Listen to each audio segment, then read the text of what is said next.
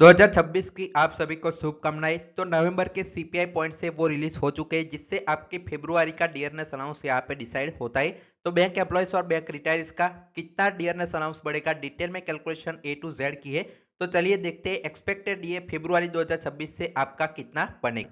तो let's start. यहाँ पे डियरनेस रिलीफ की बात करते हैं। जो रिटायर हुए 1 नवंबर 1992 से पहले जितने भी रिटायर्ड लोग हुए उनका यहाँ पे डियरनेस रिलीफ क्या रहेगा, या उसको यहाँ पे फिफ्थ बीपीएस भी बोलते हैं, उनका क्या डीए रहेगा वो चलिए बात करते हैं। तो देखिए यहाँ पे आपका अभी जो डियरनेस रिलीफ है वो चल रहा है 14,187.40 आपका डीए जो है वो चल रहा है। अब उसमें कितना उछाल होगा इस आंकड़ों के हिसाब से फरवरी में वो देखते हैं। तो अक्टूबर के जो सीपीआई पॉइंट्स है वो रिलीज हो चुके हैं 147.7। नवंबर के यहाँ पे कल ही रिलीज हुए 148.2। अब हम यहाँ पे दिसंबर के जो आंकड़े हैं वो बाकी है, सिर्फ वो आएंगे उसके बाद डीए फाइनल हो जाएगा।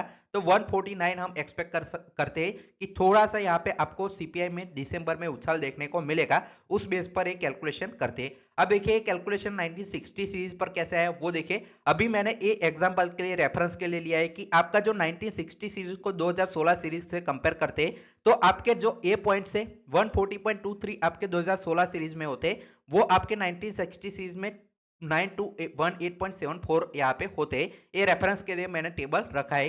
तो उस हिसाब से 147.7 को कन्वर्ट करेंगे तो ये आ जाएगा। सेम वे में आप बाकी को कन्वर्ट करेंगे तो ये आ जाएगा। तो एवरेज सीपीआई पॉइंट से वो 9749.25 आपके जो है वो देखने को मिलेगा 1960 सीरीज में, अगर अक्टूबर नवंबर दिसंबर के सीपीआई के आंकड़े आते हैं तो। अब फाइनल डीआर कैसे कैलकुलेट करेंगे जो 1 नवंबर 1992 से पहले के एम्प्लॉयज का। तो देखिए जो आपका ये एवरेज आ गया सीपीआई का वो मैंने यहाँ पे डाला है 9749.25 माइनस ये जो पॉइंट्स है वो फिफ्थ बीपीएस में मर्ज हुए थे वो हमने यहाँ पे कर दिए। तो ये आएगा, उसको 4 से आपको डिवाइड करना है तो आपके टोटल स्लैब मिल जाएंगे फिफ्थ बीपीएस के। और नए स्लैब को यहाँ पे 0.67 से यहाँ पे मल्टीप्लाई करना है, क्योंकि जब फिफ्थ बीपीएस हुआ था तब डीए पर स्लैब का ये जो आपका फैक्टर था वो रहा था 0.67। तो उससे मल्टीप्लाई करेंगे तो आपका जो नया डीएनएस रिलीफ है 1532, यहाँ पे देख लीजिए 1532 यहाँ पे परसेंट है, वो आपका जो डीएनएस रिलीफ है वो बन जाएगा जो 1 नवंबर 1992 से पहले रिटायर हुए हैं। तो ये आपकी जो जंप है वो आप देख सकते हैं अपने हिसाब से 13 और 32 आपका यहाँ पे लगभग 45% के आसपास डीएनएस रिलीफ में उछाल देखने को मिलेगा। अब चलिए नेक्स्ट देखते हैं।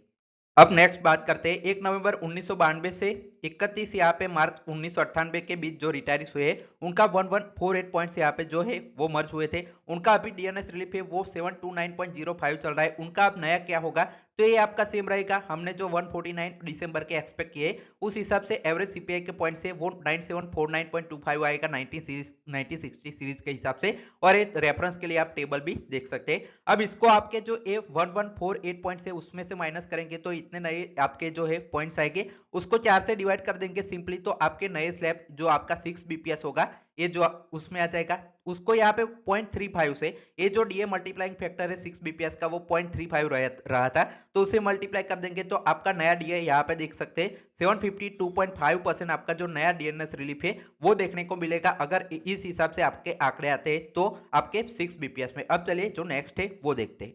अब नेक्स्ट देखिए जो 1 अप्रैल 1998 से जो 31 अक्टूबर 2002 के बीच रिटायर हुए जिसको 7 बीपीएस यहाँ पे बोलते हैं, उनके पॉइंट से वो इतने यहाँ पे मर्ज हुए थे। उनका अभी डीएनएस रिलीफ है वो 467.76 यहाँ पे चल रहा है लेटेस्ट। उसको यहाँ पे जो आंकड़े हैं दिसंबर के हमने एक्सपेक्ट किए हैं उस हिसाब से 1960 सीरीज में कन्वर्ट करने के बाद कितना रहेगा चलिए कैलकुलेशन करते हैं। तो ये सेम रहेगा आपके सीपीआई का एवरेज जो है 9749.25, उसमें से ये जो आंकड़े जो मर्ज हुए थे इसमें बेसिक पे में 1684 वो माइनस करेंगे तो यहाँ पे जो इतने पॉइंट्स आएंगे उसको 4 से डिवाइड करेंगे तो 216 नए स्लैब आएंगे। और उसको 0.24 से, क्योंकि जो आपका 7 बीपीएस हुआ था तब आपका जो डीए पर स्लैब का ही फैक्टर रखा गया था 0.24, उससे मल्टीप्लाई करने के बाद आपके जो नया डीएनएस रिलीफ है वो 483.84% आपका बन जाएगा। तो आप यहाँ पे जंप देख सकते हैं, लगभग आपका 16 जो परसेंट है उसका डीएनएस रिलीफ में जंप इस जो बीपीएस 7 बीपीएस है उनके रिटायर्स का देख सकते हैं।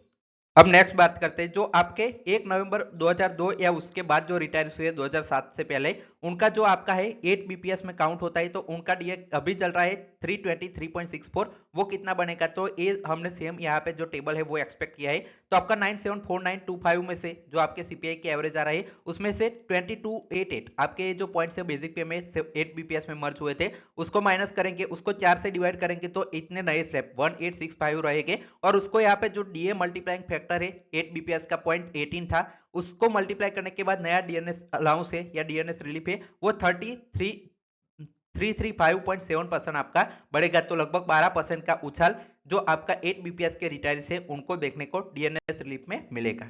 अब देखिए जो रिटायर 1 नवंबर 2007 या 2012 से पहले जो हुए जिसको 9 बीपीएस भी यहाँ पे बोलते हैं, उनके इतने पॉइंट्स बेसिक पे में मर्ज हुए थे, अभी उनका डीएनएस रिलीफ है वो 249.15 यहाँ पे चल रहा है। उनके जो एवरेज सीपीआई है वो इस हिसाब से अगर हम लेते हैं तो कैलकुलेशन के हिसाब से नया डीएनएस रिलीफ कितना बनेगा, तो देखिए 9749.25 सेम रहेगा, उसमें से 2836 आपके जो पॉइंट्स है वो माइनस करेंगे तो उसको 4 से फिर से डिवाइड करेंगे तो नए स्लैब 1728 यहाँ पे आ जाएंगे। उसको 0.15 से, क्योंकि 9 बीपीएस में जो डीए मल्टीप्लाइंग फैक्टर था वो पॉइंट यहाँ पे 15 रहा था, उसको मल्टीप्लाई करने के बाद आपका 259.2% आपका डीए है वो बढ़ेगा। लगभग 10% का यहाँ पे उछाल है वो 9 बीपीएस के रिटायरी से 1 नवंबर 2007 के 2012 से पहले के उनको देखने को मिलेगा। अब चलिए नेक्स्ट देखते हैं।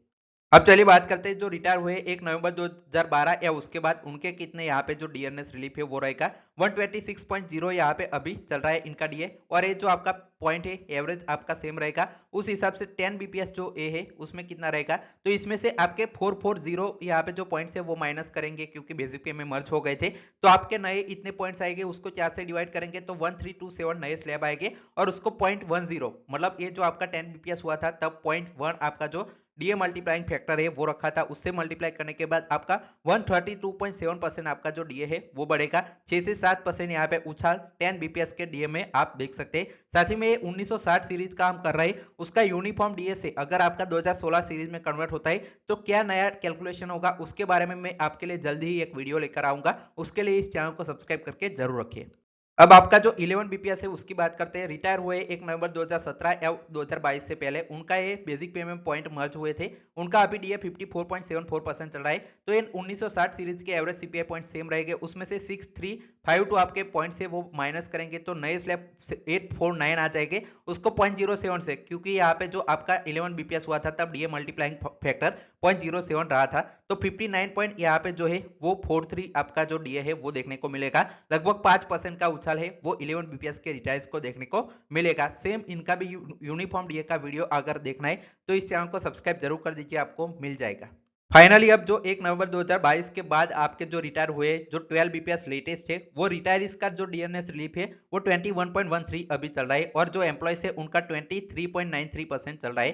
तो उनका डीए कैसे रहेगा, तो उनकी पुरानी कैलकुलेशन नहीं होगी, उनकी 2016 सीरीज के हिसाब से कैलकुलेशन होगी।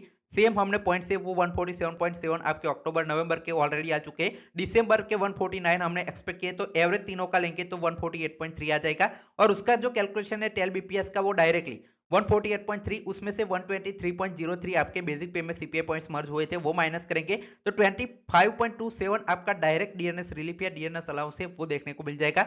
रिटायर्स के लिए ये 4.14% का उछाल है और एम्प्लॉयज के लिए 1.34% का उछाल आप देख सकते हैं 12 बीपीएस के हिसाब से डीए में। अब आपका यूनिफॉर्म डीए का वीडियो भी देखना है आपको तो इस चैनल को सब्सक्राइब करना ना भूले, हमारा कोर्स लेना है तो नीचे डिस्क्रिप्शन में आपको लिंक मिल जाएगा। साथ ही में एक और चीज आपको दिखा दूं कि कुछ लोग यहाँ पे जो रिटायर्स है वो स्पेशली मांग करते हैं कि स्लैब कितने बढ़ेंगे, तो उसका स्लैब का एक कैलकुलेशन आप देख सकते हैं कि अक्टूबर नवंबर दिसंबर के मैंने जो पॉइंट है वो यहाँ पे एज्यूम किए सेम, उस हिसाब से आपके नए स्लैब है वो यहाँ पे एवरेज सब निकालने के बाद 68 स्लैब्स टोटल है वो आपके प्लस हो सकते हैं, टोटल आपके 68 स्लैब है वो बढ़ सकते हैं इस बार अगर ये आंकड़े आपके रिपीट होते हैं तो। Final thanks for watching.